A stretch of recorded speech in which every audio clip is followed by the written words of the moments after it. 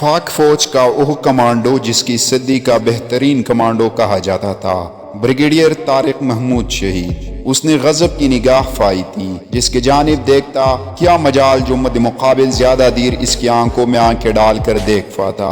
صوفیاء کرام کے شہر ملتان میں 8 اکتوبر 1938 کو پیدا ہونے والا یہ سپاہی ایک داستان شجاعت کا ایک آمر کردار تھا۔ وہ فدائشی فوجی تھا۔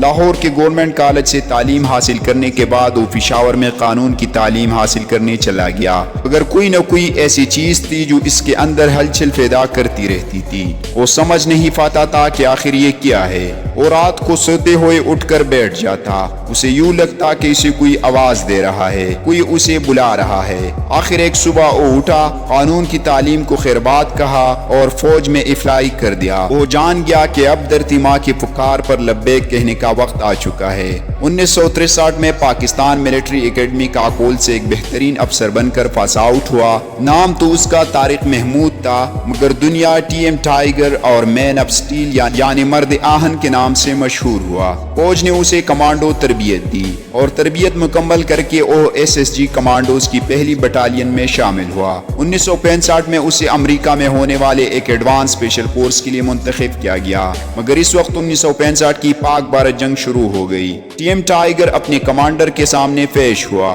اور احترام کے ساتھ امریکہ جانے سے انکار کر دیا۔ اس نے کمانڈر سے کہا وہ وعدہ نبھانے کا وقت جو یہ خاکی وردی پہننے سے پہلے اس نے اپنے وطن سے کیا تھا۔ کمانڈر اپنی کرسی سے اٹھا، ٹائیگر کی طرف دیکھ کر مسکرایا اور اس کے کاندھے پر تفکی دی اور وکٹری کا نشان بنایا۔ ٹائیگر کے چہرے پر مسکراہٹ پھیل گئی۔ یہ وہ مسکراہٹ تھی جو شکار کرنے سے پہلے ٹائیگر کے چہرے پر آتی تھی۔ 1965 کی جنگ میں اس نے داستان شجاعت رقم کی۔ وہ اس بے جگری اور حکمت عملی سے لڑا کہ دشمن دنگ رہ گیا۔ 1965 کی جنگ میں بھی مثال بہادری پر ستارہ جرأت سے نوازا گیا۔ 1970 میں اسے میجر کے رینک پر ترقی دی گئی۔ 1971 کی جنگ میں اس نے دوبارہ شجاعت کے جوہر دکھائے۔ جہاں دشمن فوج کی لاشوں کے ڈھیر ملتے، وہ سمجھ جاتے کہ یہاں ٹائیگر کا گزر ہوا ہے۔ ٹائیگر دشمن کی انٹیلیجنس نظر میں آ چکا تھا، مگر کسی کی مجال نہ تھی کہ ٹائیگر کے نزدیک آنے کی ہمت کرتا۔ 1971 کی جنگ کے بعد فوج نے اسے ستارہ بصالت سے نوازا۔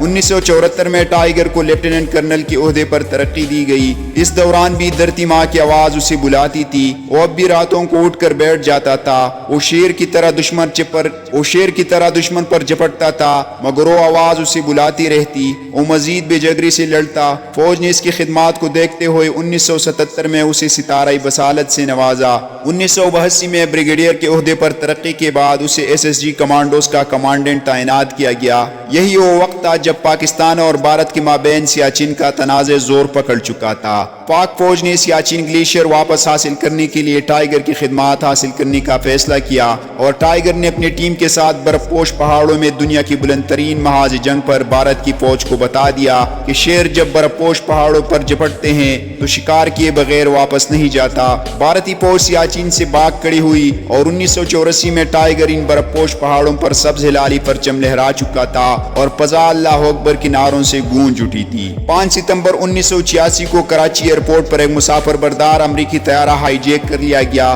360 افراد کی جان خطرے میں تھی۔ ہائی جیک طیارے کا چھڑوانا بریگیڈیئر طارق محمود کی ٹیم پر سونپ دیا گیا۔ ٹائیگر نے SSG کمانڈوز کی ٹیم کمان کی اور ان پر ہلا بول دیا۔ ہائی جیکر نے SSG کمانڈوز پر فائر کھول دی، مگر وہ نہیں جانتے تھے کہ ان کے مد مقابل کون ہے۔ تھوڑی ہی دیر بعد سب ہائی جیکر گرفتار ہو کر ٹائیگر کے قدموں میں تھے۔ یہ پہلا موقع تھا جب پاکستانی قوم کو بریگیڈیئر ٹائیگر کے بارے میں پتہ چلا۔ بریگیڈیئر ٹائیگر کو پاکستان ہی کا نہیں، اس صدی کا بہترین کمانڈو کہا جاتا تھا۔ بھارت کے خفیہ ادارے اس حد تک خوفزدہ تھے کہ بھارتی وزیر اعظم راجیو گاندھی کو ہر ہفتے بریگیڈیئر ٹائیگر کے بارے میں رپورٹ دی جاتی تھی اور بھارت ٹائیگر کے لگائے گئے زخموں کا بدلہ لینے کی تلاش میں تھے۔ اس معاملے پر پاکستان کی خفیہ ایجنسی ISI بھی بے خبر نہ تھی۔ انہوں نے رپورٹ دی کہ بھارت بریگیڈیئر ٹائیگر کو قتل کرنے کی درفے ہیں، جس کے بعد ٹائیگر کی سیکیورٹی سخت کر دی گئی۔ ان معاملات پر وہ صرف مسکرایا کرتا تھا۔ ٹائیگر نے بے شمار آپریشن میں حصہ لیا، جس میں اس نے بھی مثال شجاعت اور بہادری کی داستانی رقم کی۔ یہ 29 مئی 1989 کا دن تھا۔ گجرانوالا کے نزدیک ریوالی میں آرمی ایویشن کی پاسنگ آؤٹ تھی۔ بریگیڈیئر ٹائیگر SSG کمانڈوز کی پیراٹروپنگ ٹیم کو لیڈ کمپلیٹ کر رہے تھے۔ آج اس آواز کی گونج ٹائیگر کو اپنے کانوں پر بہت صاف سنائی دے رہی تھی۔ فوج کا MI-17 ہیلی کاپٹر بریگیڈیئر ٹائیگر اور ٹیم کو لے کر فری فال کے لیے ہوا میں بلند ہو چکا تھا۔ جیسے ہی ہیلی کاپٹر مقررہ بلندی تک پہنچا، بریگیڈیئر ٹائیگر جست لگانے کے لیے اٹھے، ٹیم کی طرف وکٹری کا نشان بنایا